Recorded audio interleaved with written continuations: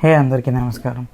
So ఈరోజైతే నేను Amazon నుంచి ఒక చిన్న ఫిల్టర్ అయితే ఆర్డర్ చేశాను.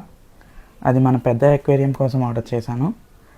యాక్చువల్లీ పెద్ద అక్వేరియంలో అయితే ఫిల్టర్ ఉంది, కాకపోతే దాంట్లో ఎయిర్ పంప్ లేదు. సో ఈ ఎయిర్ పంప్ కోసం చూస్తుంటే ఇది కనిపించింది అనమాట అమెజాన్లో. సో ఇది ఆర్డర్ చేశాను.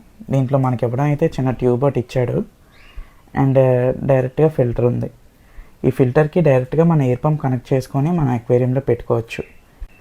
సో ఇది తీసుకోవడానికి మెయిన్ రీజన్ ఏంటంటే మన పెద్ద అక్వేరియంలో చాలా ప్లాంట్స్ అండ్ చాలా ఫిషెస్ ఉన్నాయి కదా. సో మార్నింగ్ పూట అయితే అంతా బాగానే ఉంటుంది, ప్లాంట్స్ నీట్గా ఆక్సిజన్ రిలీజ్ చేస్తాయి. బట్ మనకి నైట్ వచ్చేసరికి ప్లాంట్స్ కూడా ఆక్సిజన్ తీసుకోవడం స్టార్ట్ చేస్తాయి. అప్పుడు వాటర్లో ఆక్సిజన్ సరిపోక ఫిషెస్ చనిపోయే ఛాన్స్ ఎక్కువ ఉందన్నమాట. సో అందుకే ఈ చిన్న ఫిల్టర్ లాంటిది తీసుకున్నాను.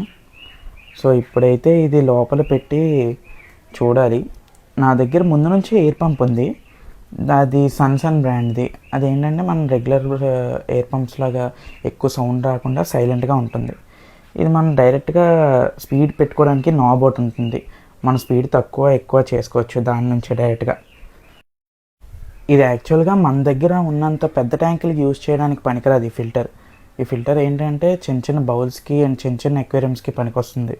బట్ మన దగ్గర ఫిల్టరేషన్కి ఆల్రెడీ ఇంకో ఫిల్టర్ ఉంది కాబట్టి నేను ఇది యూజ్ చేస్తున్నాను అనమాట. జస్ట్ మనం ఈ స్టోన్ కింద వాడుతున్నాం కాబట్టి. అండ్ నేనైతే ఆ కార్నర్లో పెట్టుకున్నాను అనమాట. చూడండి అక్కడైతే అంత బాగానే ఉంది. ఎయిర్ పంప్ వచ్చేసి బ్యాక్ సైడ్ పెట్టుకున్నాను అండ్ ఫిషెస్ అంతా బాగానే తిరుగుతున్నాయి. సో ప్రస్తుతానికి అయితే ప్రాబ్లం ఏం లేదు అండ్ ఫ్లో కూడా కంట్రోల్గానే పెట్టాను. సో అయితే మళ్ళీ నెక్స్ట్ వ్లాగ్లో కలుద్దాం. బాయ్.